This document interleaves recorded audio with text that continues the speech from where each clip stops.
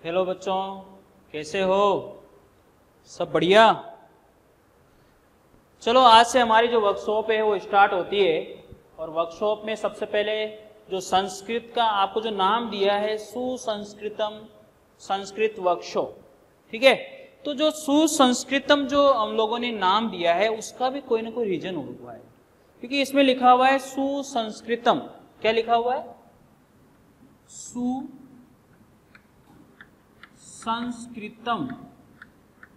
आई बात समझ में? सुसंस्कृतम। देखो इसमें जो सु है इसका मतलब क्या है? अच्छा। इसका मतलब क्या है? अच्छा। यानी कि कहने का मतलब ये हुआ कि जो लैंग्वेज है वो सबसे बेस्ट जो लैंग्वेज है वो हमारी संस्कृत है। समझ में आ रही बात आपको? मेरे हिसाब से आप लोग बिल्कुल तैयार होए, मतलब बहुत दिनों से आप लोग इंतजार कर रहे थे इस वर्कशॉप का कि यार कब शुरू होगी कब शुरू होगी।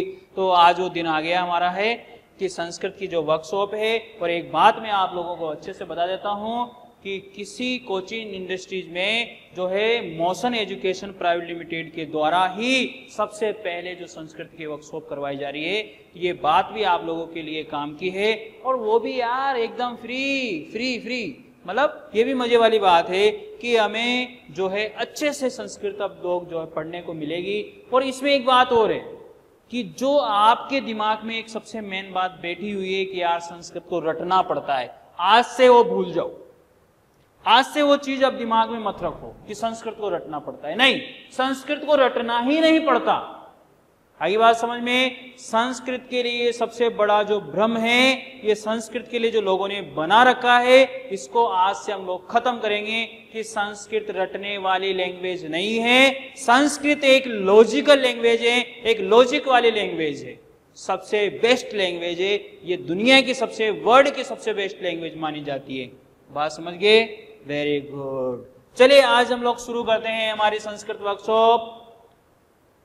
आई बात समझ में? देखो कि संस्कृत के अंदर हमें जब स्टार्टिंग से हम लोग जब आगे बढ़ेंगे तो सबसे पहले किस चीज का ध्यान होना चाहिए, किन बातों को हमें याद रखना है। तो देखो सबसे पहले बात आती है कि संस्कृत में कितने वचन होते हैं। सबसे पहले बात क्या आती है? संस्कृत में कितने वचन होते हैं? कितने वचन होते हैं? संस्कृत में कितने वचन होते हैं? तो आपको पता है कि संस्कृत में कितने वचन होते हैं? 3 वचन होते हैं। कितने वचन होते हैं बेटा? 3 वचन होते हैं। और आप लोगों को यह भी पता होगा कि कौन कौन से होते हैं? एक वचन, दूसरा कौन सा होता है? द्विवचन, और तीसरा कौन सा होता है? बहुवचन। कौन सा होता है? बहुवचन। देखो एक वचन में क्या होता है? कोई भी एक वस्तु, कोई भी एक व्यक्ति, तो वो सारे के सारे किस में आएंगे? एक वचन में। द्विवचन में क्या होता है? कोई भी 2 वस्तुएं, कोई भी 2 व्यक्ति, ठीक है, कोई भी। और थर्ड है बहुवचन में 2 से अधिक वस्तुएं, 2 से अधिक वस्तुएं, 2 से अधिक व्यक्ति, 2 से अधिक व्यक्ति। अरे कोई भी हो सकता है यार, व्यक्ति हो सकता है, जानवर हो सकता है, मतलब प्राणी में कोई भी हो सकता है, वस्तु भी हो सकती है। तो जहां पर एक वाली बात आती है वहां एक वचन होता है, जहां 2 वाली बात आती है वहां पर द्विवचन होता है, और जहां पर 2 से अधिक वाली बात आती है वहां पर 3 वचन नहीं भैया, कौन सा वचन होता है? बहुवचन होता है। समझ गए? बहुत बढ़िया। चलिए आगे बात करते हैं हम लोग। अब संस्कृत में वचन वाली बात हो गई, तो हिंदी में कितने वचन होते हैं? हिंदी में केवल 2 ही वचन होते हैं। सबसे पहले एक वचन, दूसरा कौन सा होता है? अरे द्विवचन नहीं होता हिंदी में, कौन सा होता है? बहुवचन होता है। एक से अधिक, चाहे वो 2 ही क्यों ना हो, वो बहुवचन में ही गिना जाता है। समझ गए? बहुत बढ़िया। चले आगे हम बात करेंगे, संस्कृत में कितने पुरुष होते हैं? संस्कृत में कितने पुरुष होते हैं? संस्कृत में कितने पुरुष होते हैं? तो कितने होते हैं? 3 ही होते हैं। समझ गए होंगे कौन कौन से होते हैं? प्रथम पुरुष, दूसरा कौन सा होता है? मध्यम पुरुष, और तीसरा कौन सा होता है? उत्तम पुरुष। उत्तम पुरुष। अब चलो बात करते हैं यहाँ पर। देखो प्रथम पुरुष क्या होता है? प्रथम पुरुष में जिसके बारे में बात की जाए, जिसके बारे में बात की जाए। मध्यम पुरुष क्या कौन सा होता है? सुनने वाला। और उत्तम पुरुष कौन सा होता है? बोलने वाला। तो यहां तक किसी को कोई प्रॉब्लम नहीं है? बोलो, नहीं है ना कोई भी प्रॉब्लम? Very good.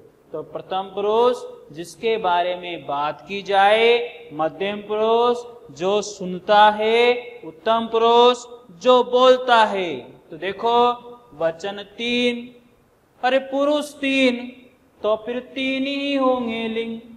ठीक है, तो अगली बात हम लोग करते हैं, संस्कृत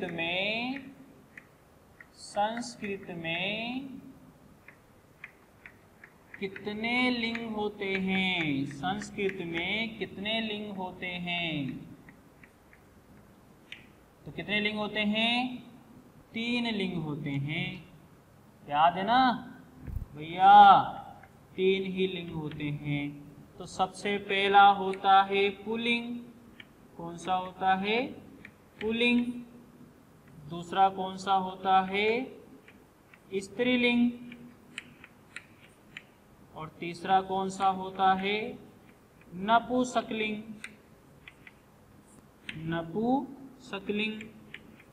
चलिए ये 3 लिंग हो गए। तो पुल्लिंग में क्या होता है? जिसमें पुरुष का भाव हो। तो यहां लिख लेते हैं, जिसमें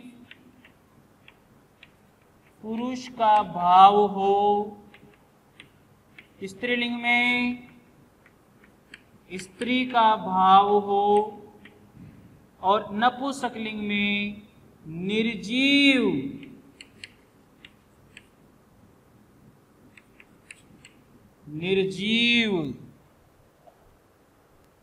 क्या होगा? निर्जीव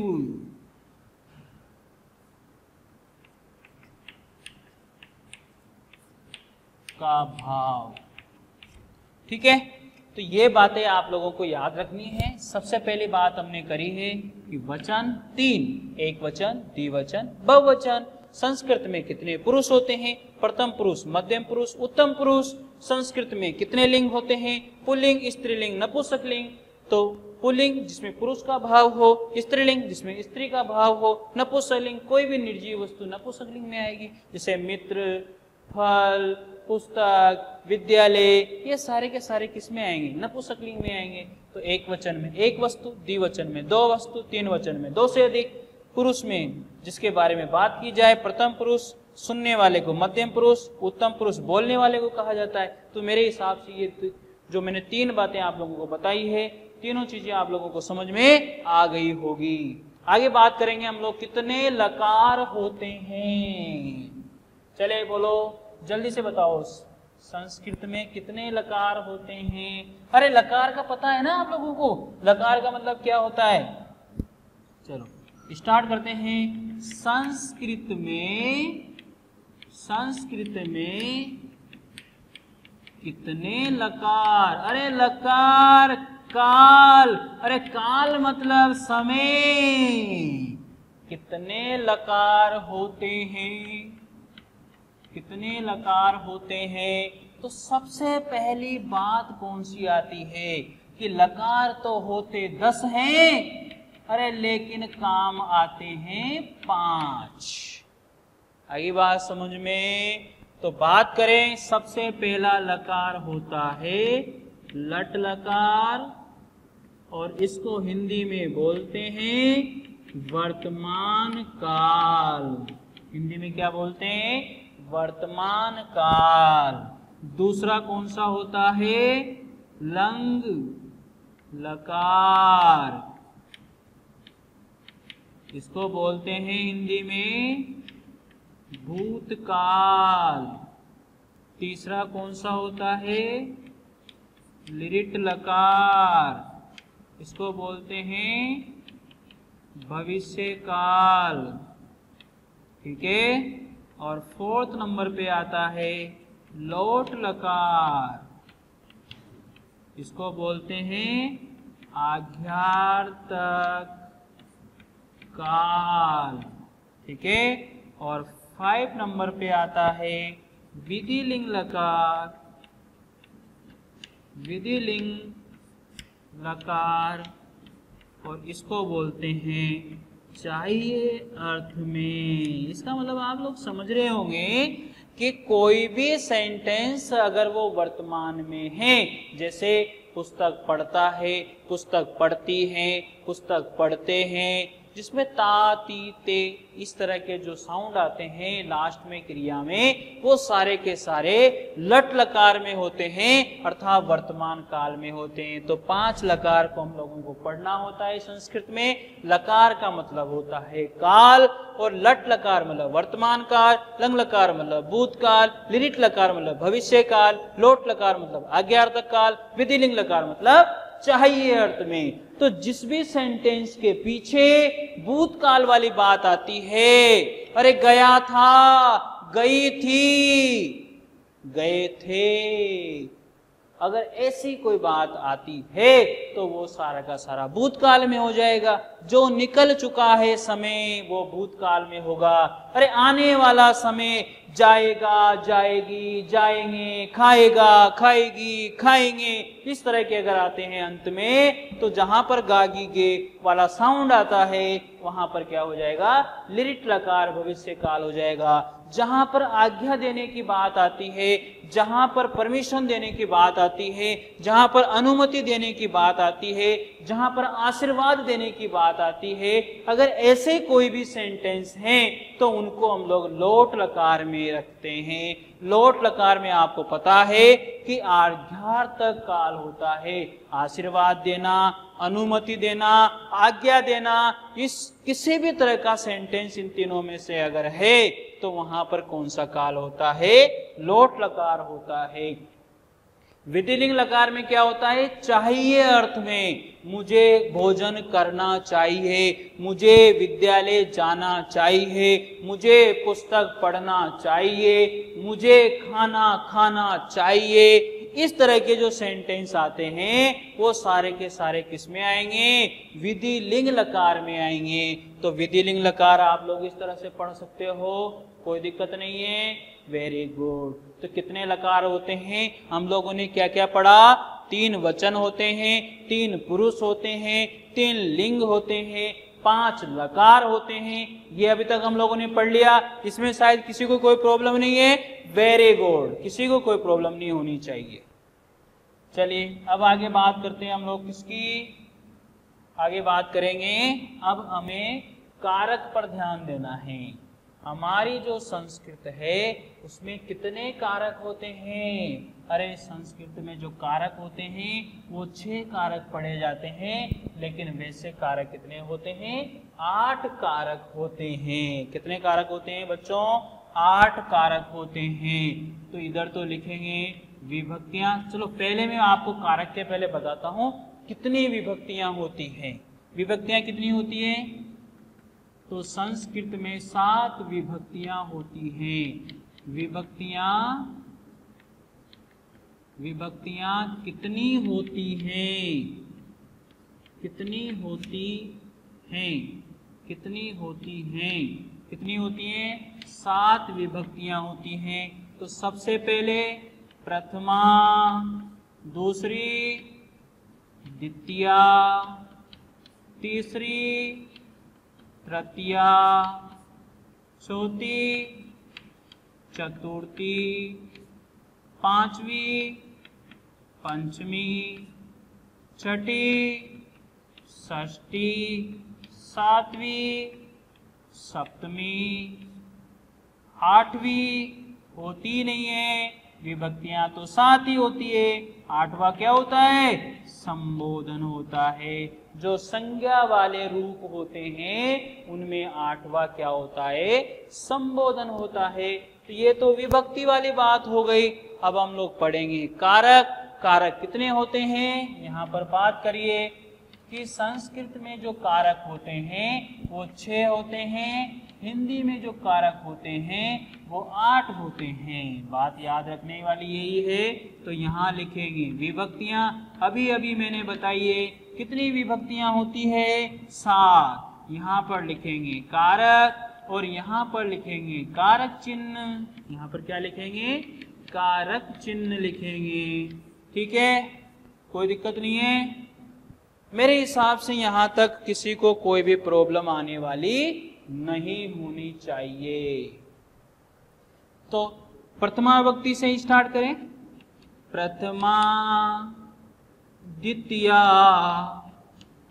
तृतीया, चतुर्थी, पंचमी, षष्ठी, सप्तमी और संबोधन। क्या होता है? संबोधन। तो 1 2 3 4 5 6 7 8 और यही कारक का रूप ले लेते हैं। कैसे? कर्ता ने कर्म को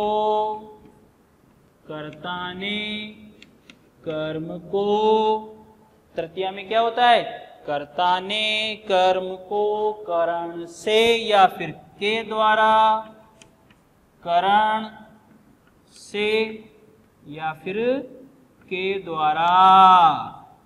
ठीक है। चतुर्थी में क्या होगा?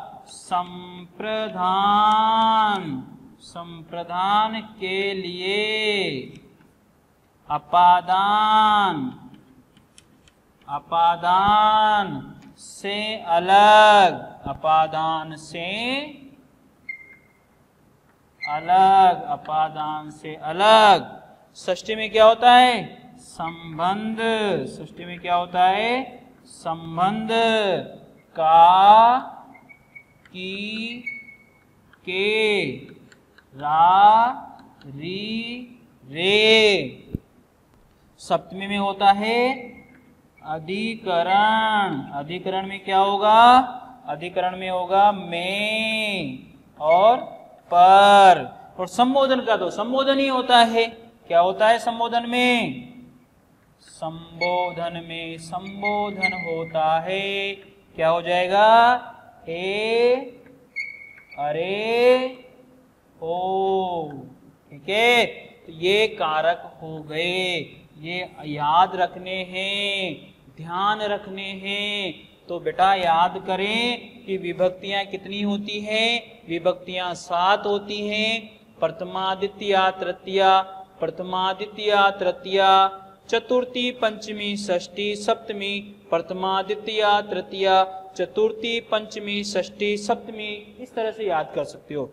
कारक कैसे याद करोगे? अरे प्रथमा कर्ता ने, द्वितीया कर्म को, तृतीया करण से के द्वारा, चतुर्थी संप्रदान के लिए, पंचमी अपादान से अलग, षष्ठी संबंध का की केरारी रे, सप्तमी अधिकरण में पर, संबोधन ये अरे हो। इस तरह से याद कर सकते हो।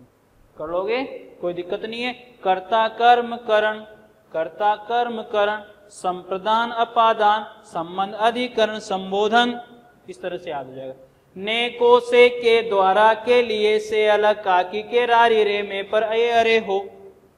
जैसे भी आप लोगों को सूटेबल लगे, जैसे भी आप लोग चाहते हो, जैसे भी आप लोगों को ध्यान रहे, वैसे आप इनको याद कर लीजिएगा। ठीक है।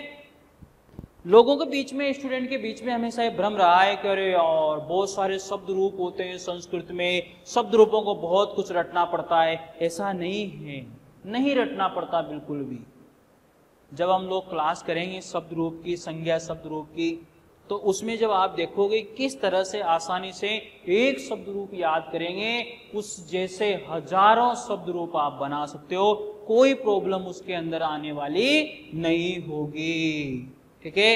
मुझे पता है आप लोगों को जितनी बातें मैंने आप लोगों को बताई है कि सारे के सारी बातें ये समझ में आ गई होगी। चलिए तो एक बार रिवाइज करते हैं इस चीज को, क्या क्या हम लोगों ने आज पढ़ा है।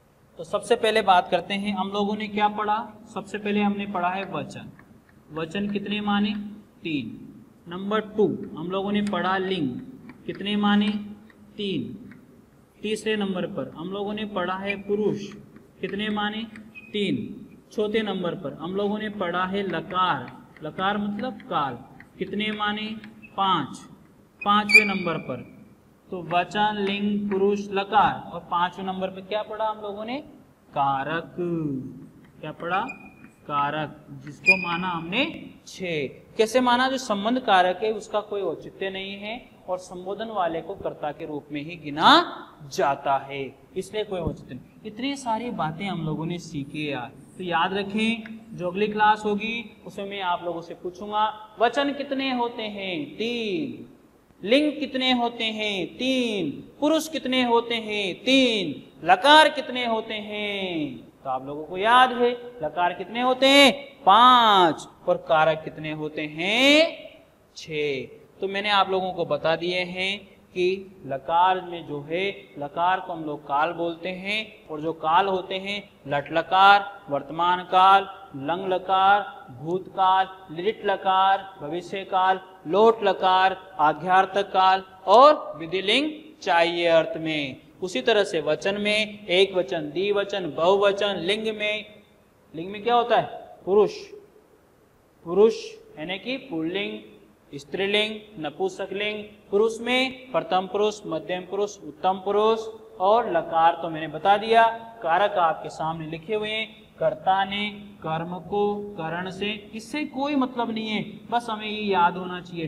पहले, दूसरा, तीसरा, चौथा, 5वां, 6वां, 7वां, 8वां, इस तरह से याद होना चाहिए। पहले में नहीं आता है। जैसे मान लीजिए मैंने यहाँ पर लिखा राम, तो आप क्या बोलोगे? राम ने, 2 राम ने, 3 राम ने, इस तरह से सभी राम ने, याद है ना। अब मैंने बोला वहां पर स तो ते, स तो ते, तम तो तान, अरे स तो ते, मैं बोल रहा हूं स तो ते, तो वहां पर वह, वे दोनों, वे सब, अरे उसको, उसको, उन दोनों को और उन सब को। इस तरह से बातें आपको याद रखनी होगी। अगर मान लीजिए मैंने बोला अहम वाम वयम, तो वहां पर क्या हो जाए? अहम वाम वयम माम, तो मेरा। इस तरह से ध्यान रखना है, कर लोगे, इसमें कोई परेशानी आने वाली नहीं है। तो ये आज के लिए जो हमने सीखा है, इसे आप लोग जो है नोटबुक में नोट करें और अच्छे से इसको उतारें और पढ़ें। अगली जो क्लास होगी उसमें ये बहुत काम आने वाले हैं, उसमें आप लोगों को ध्यान रखना है, क्योंकि उसमें हम लोग जो पढ़ेंगे उसमें विभक्तियों को भी ध्यान रखना है, उसमें कारक को भी ध्यान रखना है, क्योंकि वो जो बनेंगे, जो शब्द रूप जो बनेंगे वो उसी के आधार पर आप लोगों को याद रखने हैं। तो ठीक है, आज की जो हमारी जो वर्कशॉप है, मुझे आशा है शायद आप लोगों को ये बात पसंद आई होगी और आगे भी कंटिन्यू। बेटा आप लोग आज जैसे आप लोगों ने आज देखा है उसी तरह से पूरे आप लोगों को कंटिन्यू पूरे डेली इस वर्कशॉप को अटेंड करना है। अगर आप लोगों ने एक दिन पढ़ा, दूसरे दिन नहीं पढ़ा, तीसरे दिन पढ़ा, चौथे दिन नहीं पढ़ा, तो इसमें फिर ये वर्कशॉप आप लोगों को जो है मजेदार नहीं लगेगी। इसलिए आप लोग क्या करोगे? कंटिन्यू पूरे 7 दिन इस वर्कशॉप में प्रेजेंट रहें, कंटिन्यू देखें। तो आज के लिए हम लोग यहीं समाप्त करते हैं। ठीक है, धन्यवाद, टेक केयर, स्वस्थ रहिए और मस्त रहिए। Thank you. मिलते हैं नेक्स्ट अगली क्लास में।